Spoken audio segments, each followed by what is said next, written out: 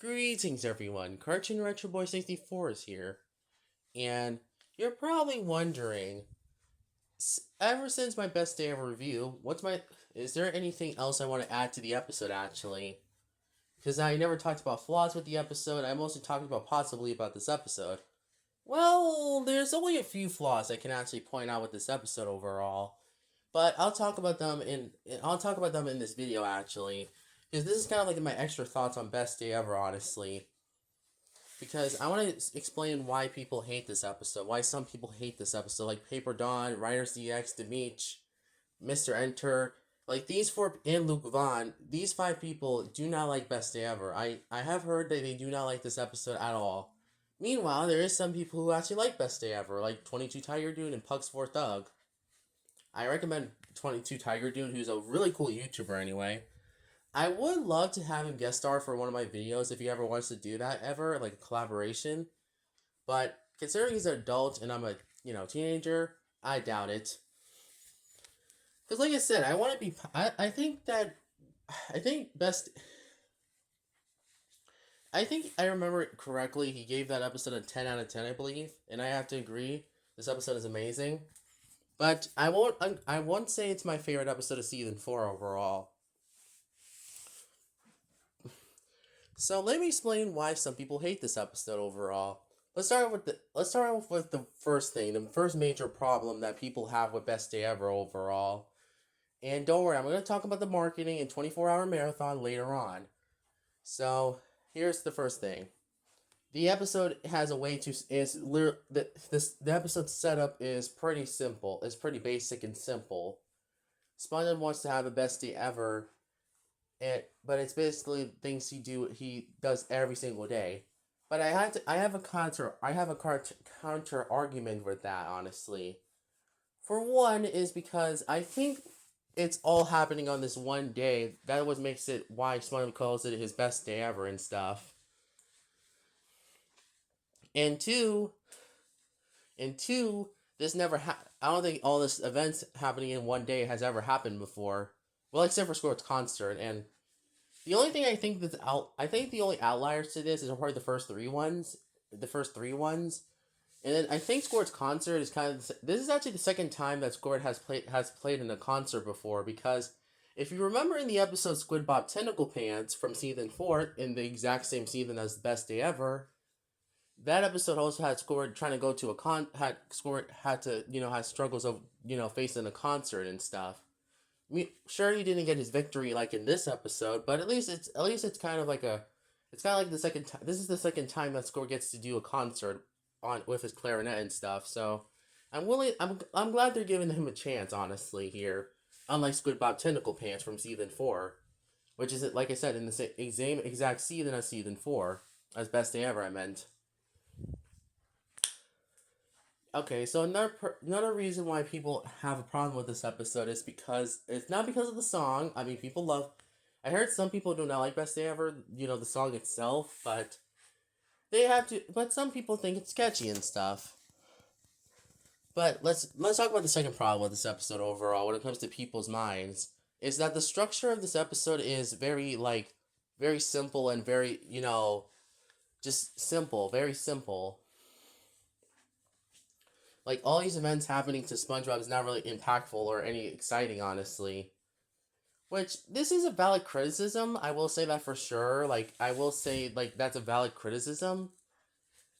I mean, not really. There's not much really happening in this episode too much, honestly. Considering this is 11 minute. This is a long. This is a very. This is an 11-minute episode overall.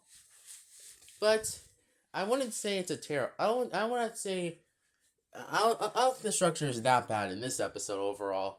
Compared to some other bad SpongeBob specials I've seen, this is a miles better than those specials overall. Like Atlantis Squarepantis, True for Square, The Classic Triton, Spud Your Fired, and Legends of Bikini Bottom, just to name a few of them.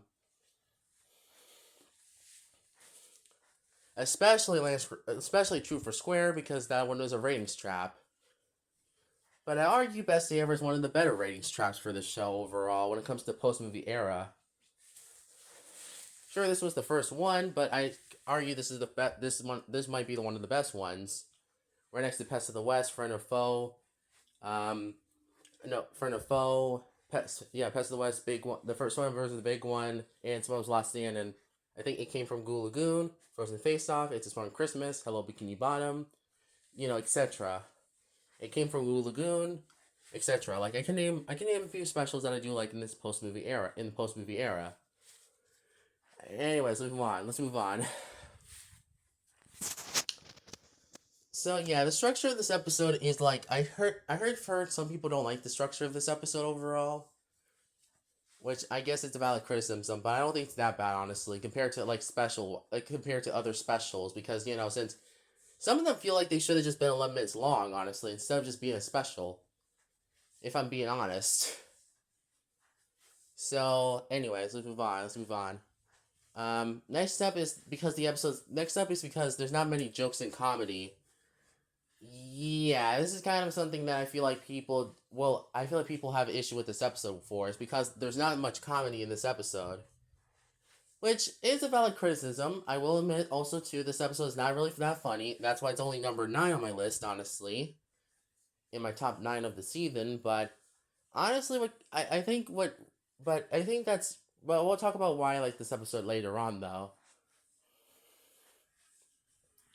So, another thing I think even though there's not many jokes in this episode, I think it's more focused on storytelling, so that's my argument right there, honestly. I think this episode is more about its storytelling than it's honestly jokes, honestly, so I kind of like the approach of being more story driven than being joke driven. Honestly, not every SpongeBob episode has to be funny. Personally, unless if it's a special, because sometimes specials kind of drag. Some of these specials, like in the post movie era, drag on for way too long, and it should have just been 11 minutes long. Like seriously, I'm not joking. Have you seen Atlantis Square or True for Square? Okay, enough with the ranting. So let's see. What else can I say? So yeah, I will agree this episode's not funny. I will say that for sure. That's a kind of a minus for this episode overall. That's why it's only number 9 on my list, on my season 4 ranking, honestly. Because I think there's 8 other episodes I like more than this one, honestly. But okay, so we checked off that this episode has a basic structure, basic story, basic not very much jokes. What about writing here? Writing is kind of hit or miss for people, honestly. I heard some people compare this, kind of feel like this episode was written by a 5-year-old, which I don't know if I could agree with this statement. Honestly, I don't know. I feel like that comparing this episode to a comparing the writing to this episode to a 5-year-old is kind of insulting. Honestly, because I can tell the writers of this episode, Nick Cash and Tucker, were at least passionate about what they were writing. Honestly. And you can't really blame the writers for making this episode. You can blame Nickelodeon for who was the one who greenlit this episode. I mean, I feel like that people just kind of are just too harsh towards Best Day Ever because they don't like the episode or the marketing was around Spain's around and was just not really happy with this episode, honestly.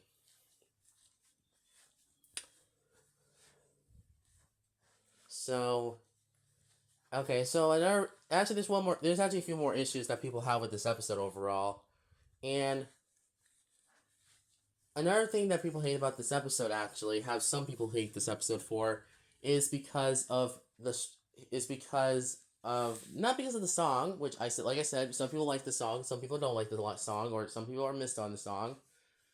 But honestly, um, I think okay. So another reason why people hate this episode is because of the moral, honestly. Which I feel like I do disagree with the statement, honestly, because I don't think the moral sucks in this case, honestly. Compared to other post movie episodes I've seen, I feel like the moral here is not as bad as people make it out to be. I mean, I think the moral of this episode is that even though your day doesn't go as well as you thought, at least helping out your friends and family is what is important, and at least that they actually care about you. and wanted to make it up to you. Or the moral is that I think the message what the message is trying to do. I think that what the message of this episode is that I think the main message of this episode is that even though your day doesn't go as well as planned, at least you got to help out your friends and family honestly, which I think that's a pretty good moral for kids honestly. I know that sounds like I'm being too nice towards this episode, but I just like this episode a lot honestly. Anyway, so okay, another thing that people also have a problem with this episode is the characterization honestly. This is the one of the last criticism I heard with this. The last three criticism people have with this episode overall. At least some people, at least. And wait, what was I talking about again? Oh yeah, about like how people how it, what's it what was I talking about like characterization? Yeah, characterization. Some people say that some characters are out of character in this episode, like Patrick or Squidward. And I'm gonna be honest, I disagree with this statement. Well, except for the Patrick part, that one can say I can see why people can I can see why people criticize about Patrick in this episode. Honestly, because Patrick is very clumsy in this episode for sure. Honestly, he's very dumb and very clumsy in this episode, in my opinion. He literally steals SpongeBob's. He literally like breaks his jellyfish net and then breaks SpongeBob's old jellyfishing net and then has to use SpongeBob's old reliable net.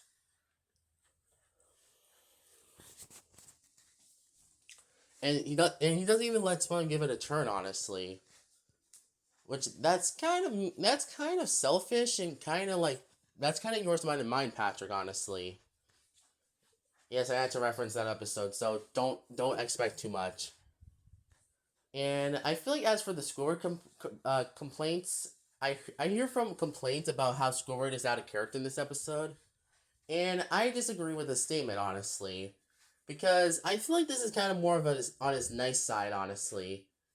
Because, for one, is because I actually kind of want to see Squidward improve on his learning, honestly, of playing the clarinet, honestly. Because it's kind of a nice change of pace. And again, Squidward has already played in a concert before in Squid Bob Tentacle Pants from the exact same season. So it's not really the first time that Squidward gets to, like, perform on stage, honestly. If I'm being honest, okay?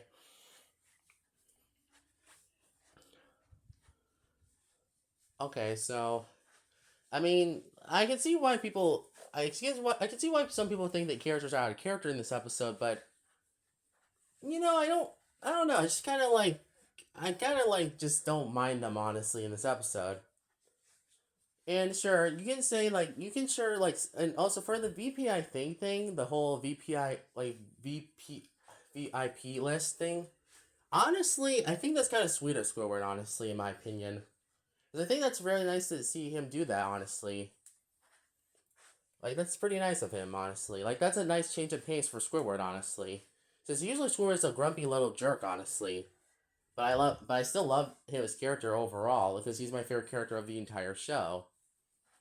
But but there's also I think there's another character who actually shines in this episode, and sure it's SpongeBob, but I think most of the characters are very likable in this episode. Yes, including Mr. Krabs as well. Like that's surprising. Like he even says that him, Patrick, Sandy, and Squidward would help make it up to SpongeBob by like telling SpongeBob that if he wants something from them, he can have it. And basically, he spends Mr. Krabs spends money on SpongeBob for once by having a huge performance of Best Day Ever.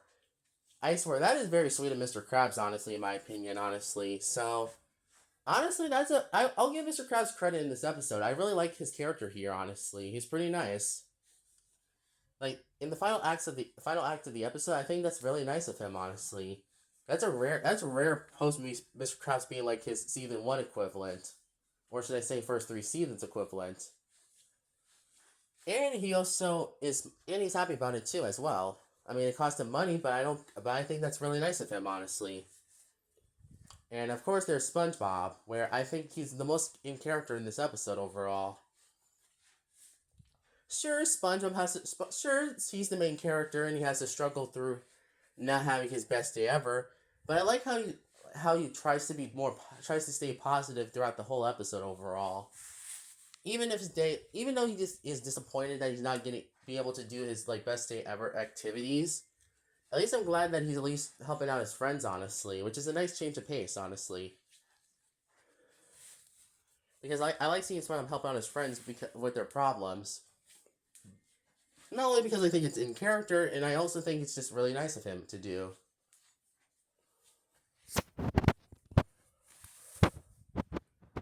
Sure, I think that is. Sure, getting angry at the end of the episode was kind of unnecessary, honestly. But I think that is valid, though, considering that not everything went his way, honestly. But, you know what? It's fine. It's fine. It's fine, okay? Like, it's not a bad thing, honestly, in my opinion. But, okay. Okay, one more thing I have to talk. So, there's two more things to talk about. Honestly, I really like the SpongeBob here, considering that, like my 13th birthday, my 14th birthday, and especially my upcoming 15th birthday will be the exact same thing because I'm kind of like in the house all day. Because since I stayed in the house for 3 years by this point, honestly. Compared to I didn't mind it for the first my ninth, 10th, 11th, and 12th birthday, where I either went out or I was inside because I think it was because I was just getting used to being inside, honestly. But it's kind of getting a little, I guess I could say, repetitive a little bit because for one is because I don't my mom and grandma are working this day, so mind you that's kind of like not a really good start. And two is because I don't get to spend time with my family, honestly. And also because it just, I don't know why, it just makes me kind of feel kind of just disappointed, honestly. And this is what. And my birthday was originally my 15th birthday was originally gonna be like where I go out for most of the day, instead of always being in the house, honestly. But it turns out I'm not gonna be able to do that because my mom and grandma are gonna be working.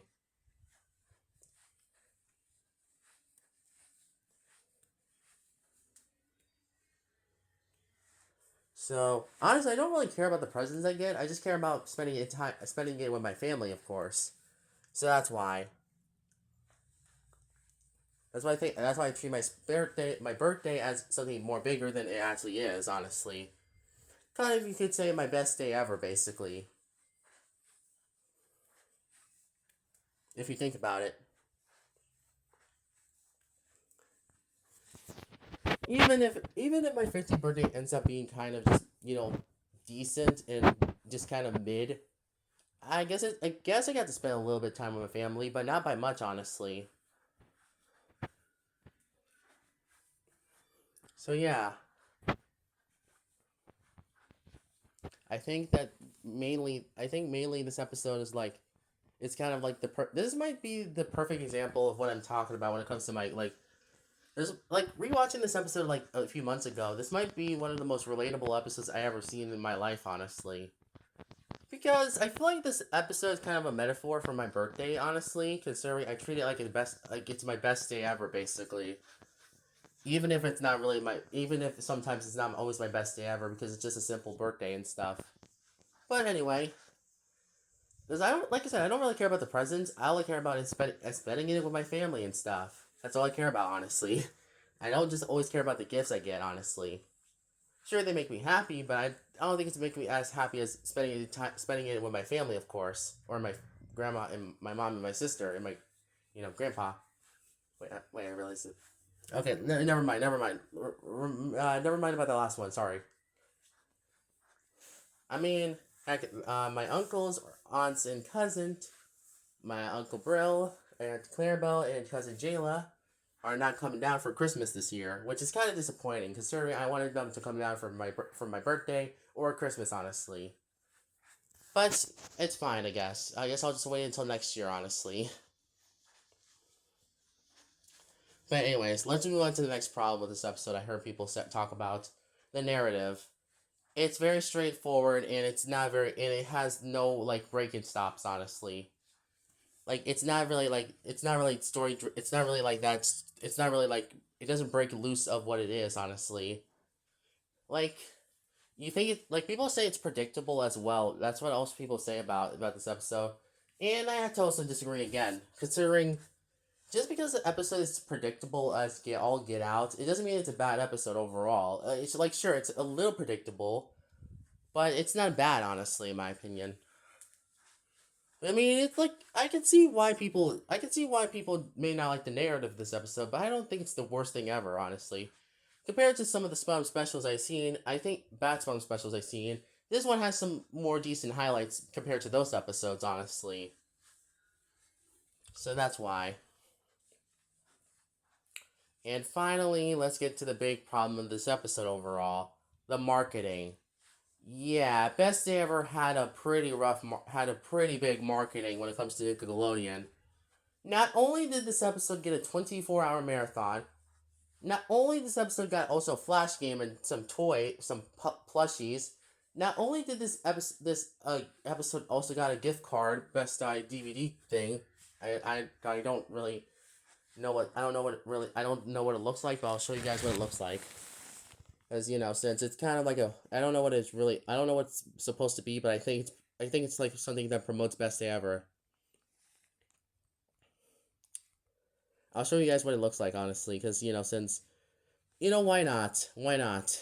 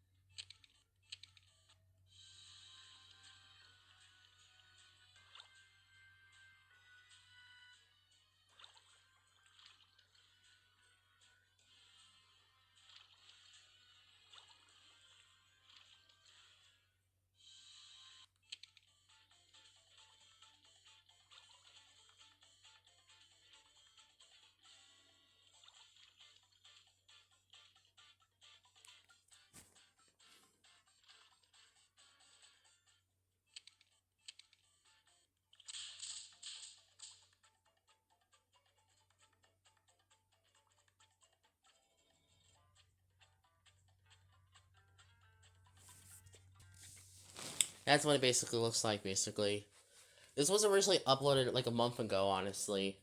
Anyway, let's just move on. So not only this episode also got like no no no no. Not only did this episode get like at least 6.67 million views. Wait, I'm my sister probably gonna say 6.7 in after this video, so sorry for that. I didn't want to bring that meme up honestly because I hate that meme so goddamn much. So goddamn much. Anyway, sorry, that's the only swear I'm really seeing for this video, so please don't. Anyway, okay, so there. Not only this episode also got a flat, like I said, it also got a freaking Leapfrog game, and and and also got a Korean DVD release, and that's about it. Not even a DVD set for the USA, I guess. Which I find that strange because usually they usually have a episode usually have a DVD release based on their new episode and stuff. So, what's your excuse here? I guess they wanted to put out season 4 volume 2, but I don't actually own that right now. So, that sucks. So, anyway, I might replace my season 4 DVDs with I might don't I might think of not donating them. I might put them in somewhere else instead of just owning them in general, because I might just get like my a copy of season 4 volume 1 and 2 together and then get them online, I believe. So I might get those. Anyway, um you're probably wondering, what was the top 100 basically? The top 100 consists of episodes that were voted by fans, even though I argue it was rigged basically. Because most of the top 10 was mostly season 4 episodes, including even New Leaf, and number 12 was All That Glitters, and number 17 was like Grandma's Kisses, and like number 35 was The Great Snail Race. Like I don't know, just I don't know. Like something about the top 100 kind of makes me feel, I don't know, just a little confused honestly. Like these would not be picks I would pick for this these were the top 10 is not episodes I would pick for my top 10 of the entire show. A matter of fact, my favorite season 3 episode, or should I say pre-movie episode, Spider Makes the Strangler, is literally number 51 on the list. And Being Geeks, the most praised episode, is number 38 on the list. And don't get me started on on number 1, honestly, Karate Island. Now, I love Karate Island and all, but honestly, why would it be number 1 in the top 100, honestly? Like, you should not, like, Nickelodeon should not put Karate Island anywhere in number 1, honestly, considering that's not a good idea to put it at number 1. You should have not done that, and if you did that, you're going to make fans get mad about the whole event in general. If you didn't put Karate Island at number 1, people would not complain too much, honestly. But no, Nickelodeon wanted to put this episode at number 1 for some reason, and it makes me confused, and it kind of makes me question why would they do this in the first place. Sure, there were some episodes that were skipped in this event, like number 37, number 73 to 62 were skipped in this marathon, which I think that's probably a good thing, considering if you instead of being 24 hours, it probably would be longer than that.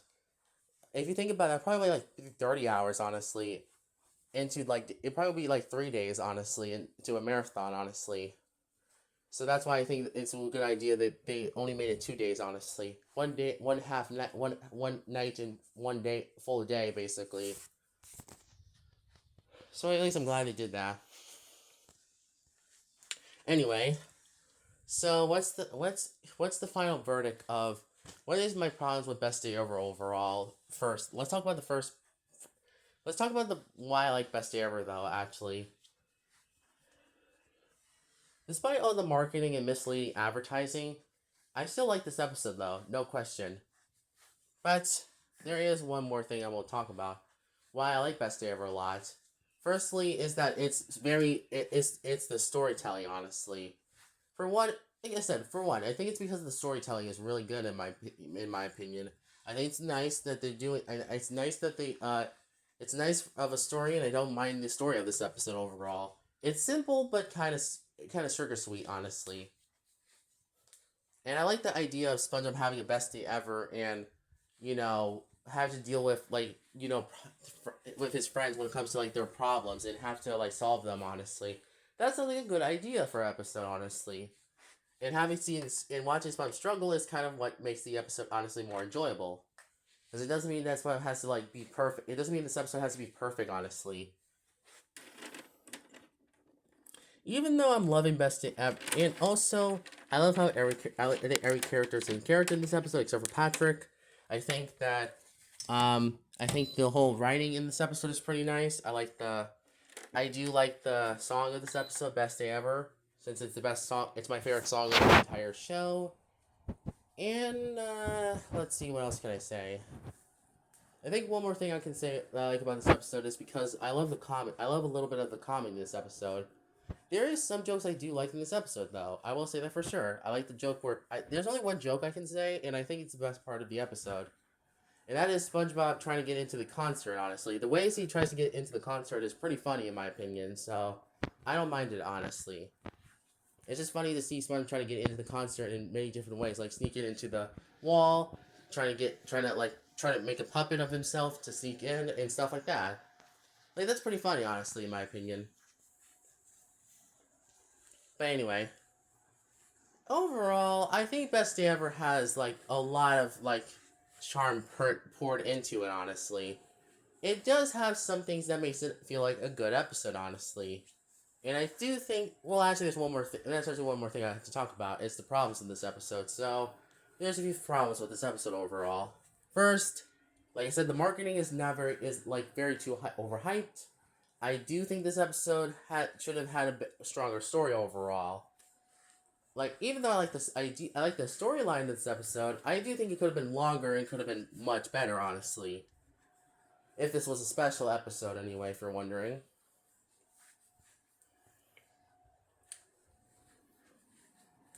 So, and also I think the pacing of this episode is very slow. It's very slow at first, and I feel like it kind of drags the episode out into being longer than it actually should be.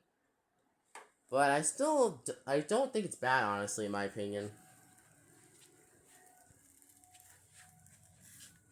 Like, I don't mind that, honestly.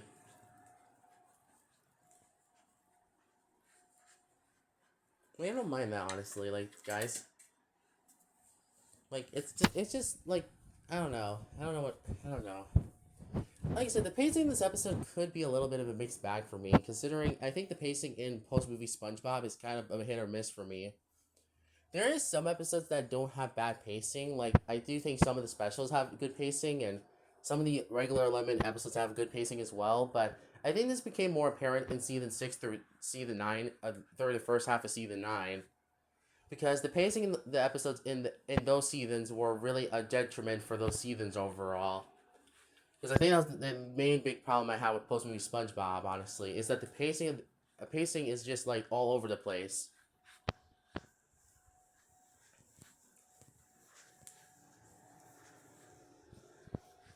But it's fine, honestly, in my opinion.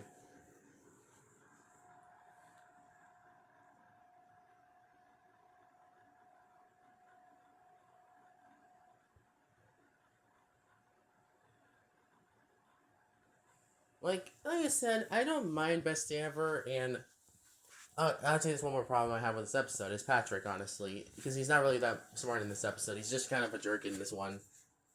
And like I said, it's not really that funny. It has, like I said, it could have had a better had a better story, and that's about it. Honestly, I don't have that much complaints with this episode. In that, sure, it's anticlimactic a little bit, but I don't think it's that bad. Honestly, I generally think it's a good episode in my opinion. But it's not my favorite episode of season 4, of course, because there are still 8 more episodes that I might prefer over this one. But I think this one is a pretty good episode, no question. So, what's my score of Best Day Ever? I give it a 10 out of 10. Number 9 on my list. Bonus points for actually having the best song of the entire show overall, in my opinion. So, that's cool. Anyways, I think I think I can relate to SpongeBob's struggles here. Because, like I said, I try to have a Best Day Ever sometimes, but it doesn't go as well as I thought it would be. So, that's why I'm giving this episode extra points for that. So, well, if you guys enjoyed this review, thank you. Sorry for this video was so long, but this is just some extra thoughts I had while I was making this video, honestly. So, thank you guys for watching. I'll see you guys next time. Cartoon Retro Boys out. And consider this as a bonus video for Best Day Ever review, honestly. So, bye.